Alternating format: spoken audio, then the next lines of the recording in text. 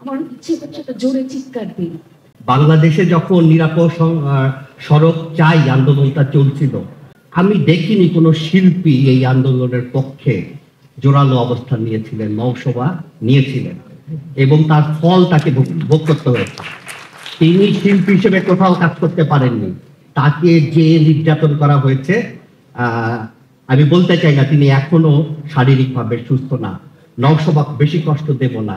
আপনি এক বাক্যে বলতে পারলে এক বাক্যে বললেন, এক শব্দে বলতে চাইলে এক শব্দে বলেন, কেমন বাংলাদেশ আপনি চান?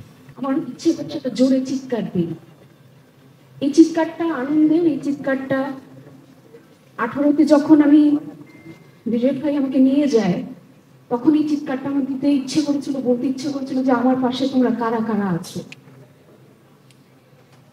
আমি কিছু মানুষকে পেয়েছি অবশ্যই, সেই মানুষগুলোর মধ্যে আমার বাবা মা এবং আমার বন্ধুরা, কিন্তু পিছনে ফিরে তাকিয়ে দেখেছি সেই মানুষের সংখ্যা খুবই কম।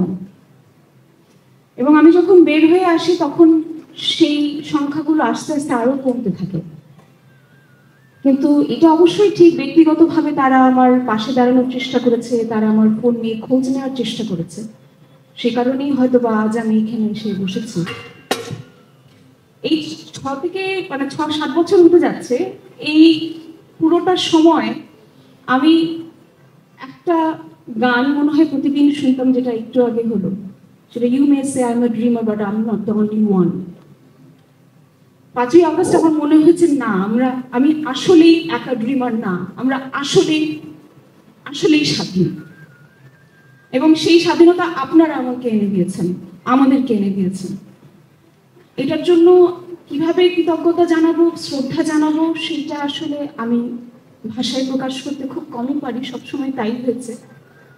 আর কিরকম দেশ চাই,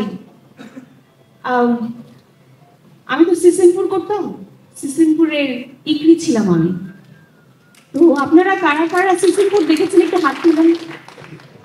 ও মা।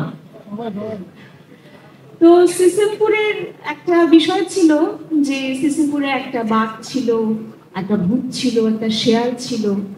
সিসিমপুর যদি আমাদের বাংলাদেশ হয়, সেখানে কেউ শেয়াল, সেখানে কেউ ইকরি, কেউ হালুন, কারো মাছ ভাজা পছন্দ, কারো প্রশ্ন করা পছন্দ, অথবা কারো শুধু বই পড়া পছন্দ।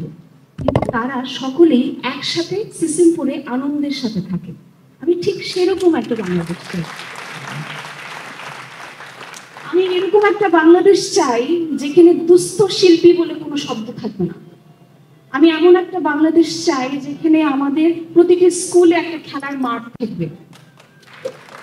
আমি এমন একটা বাংলাদেশ চাই যে আমাদের বাবা মারা আমাদের চোখের দিকে তাকিয়ে আমাদের নীরবতা বোঝার চেষ্টা করবে। আমি আর কোনো জেনারেশন গ্যাপ চাই না। আমি চাই না যে জেনজিদের ভাষা আমরা বুঝি না, আমরা বুঝি আপনাদের ভাষা। আমাদেরকে আপনাদের কথা শুনতে হবে, আমাদের কথাও আপনাদেরকে শুনতে হবে। এই আর্ট অফ লিসনিংটা এই মুহূর্তে বাংলাদেশে খুব জরুরি। উইদাউট জাজমেন্ট আমরা আরেকজনের কথা শুনবো। কারণ একটি বাগানে আমরা কখনোই তো বলি না যে গন্ধরাজ তুমি কেন বেলির মতো গন্ধ ছড়াও না, কিন্তু মানুষকে কেন আমরা বলি তুমি কেন আমার মতো নও, তুমি কেন আমার মতবাদের নও।